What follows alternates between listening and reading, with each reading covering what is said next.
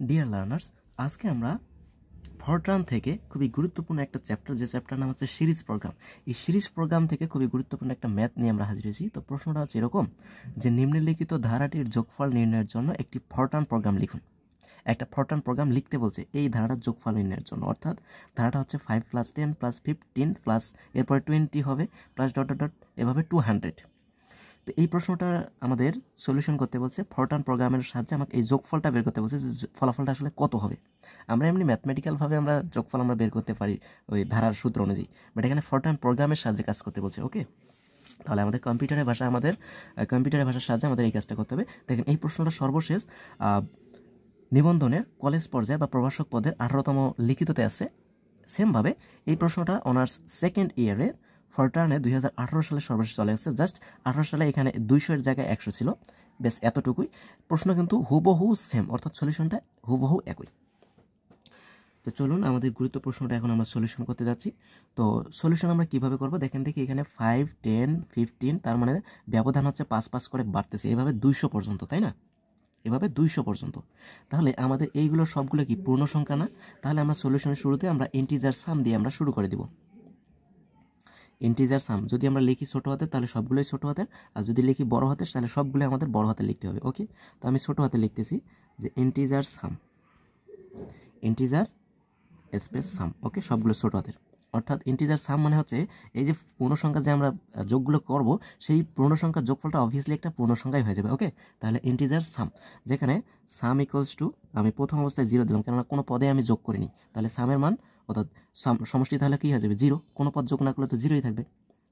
এখন এখানে আমরা ডু এন্ডু লুপ ব্যবহার করে এখানে আমরা কাজটা করব। ওকে, এই ডু এন্ডু এর সাহায্যে আমাদের কাজটা সহজ হয়, এই জন্য আমরা এই লুপের সাহায্যে কাজটা করব। তো দেখেন ডু, এখানে আমাদের প্রথম পদ হচ্ছে 5, তো ডু আই, অর্থাৎ আই দ্বারা আমরা ইনক্রিমেন্ট প্রথম পদ আর শেষ পদ এইগুলো বুঝাবো। তাহলে আই ইকুয়ালস টু প্রথম পদ হচ্ছে আমাদের 5, শেষ পদ হচ্ছে আমাদের 200, অর্থাৎ প্রথম পদের মান হচ্ছে 5, শেষ পদের মান হচ্ছে 200, আর ইনক্রিমেন্ট হচ্ছে আমাদের কত? 5 থেকে 10, 10 থেকে 15, তার মানে 5 করে বাড়তেছে, তার মানে 5। ওকে, তো এখানে আই বলতে আই ইকুয়ালস টু যে আমরা 5 205 লিখলাম, এটা কিভাবে লিখলাম? এখানে হচ্ছে প্রথম পদের মান, এটা হচ্ছে আমাদের শেষ পদের মান, কমায়ের পরে 5 হচ্ছে আমাদের ইনক্রিমেন্ট বা ডিক্রিমেন্ট, এই মানটা আর কি হবে। ওকে, তারপরে আমরা বলতে পারি যে সাম ইকুয়ালস টু, দেখেন একটা একটা করে পদ আমরা যোগ করব। তাহলে সাম ইকুয়ালস টু কী হবে? সাম plus I, some plus I. তো দেখেন আগে আমাদের সামের মান 0 ছিল, এখন আই বলতে হচ্ছে এখানে যদি আমি প্রথম পদ বসাই, অর্থাৎ প্রথম পদ আমাদের 5, তাহলে সাম প্লাস 5, তার মানে 0 + 5। দেখেন আমি একটা ক্যালকুলেশন করে দেখাচ্ছি কম্পিউটার আমাদের কিভাবে কাজটা করবে। আগে ছিল আমাদের সামের মান 0, এখন আমাদের সাম ইকুয়ালস টু কী দিয়েছে? সাম প্লাস আই, তাই না? সাম প্লাস আই আছে। ওকে, তাহলে প্রথম ক্ষেত্রে আমরা যদি আই এর মান প্রথম বসাই, অর্থাৎ I1 5, তার মানে প্রথম পদ হচ্ছে 5, তার মানে প্রথম সামের মান ছিল 0, 0 + 5 মানে হচ্ছে আমাদের 5। ওকে, তাহলে এটা হলো আমাদের সাম।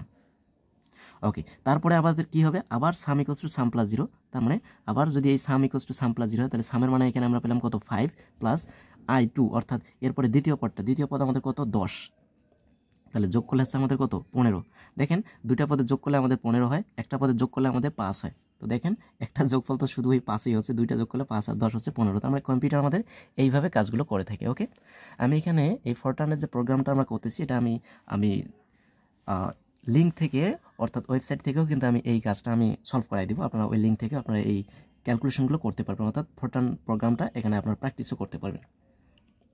ওকে, তাহলে আমাদের এই sum equals to sum plus i, এটাই হচ্ছে আমাদের গুরুত্বপূর্ণ ধাপ। তো এইখানে আমাদের ক্যালকুলেশন করতেই থাকবে যতক্ষণ পর্যন্ত আমাদের এই 200 অর্থাৎ 200তম মানটা পর্যন্ত না যায়, অর্থাৎ এই যে এটা হচ্ছে আমাদের 40তম পদ হয়ে যাবে। ওকে, তাহলে 40তম পদ পর্যন্ত আমাদের ক্যালকুলেশন করতেই থাকবে।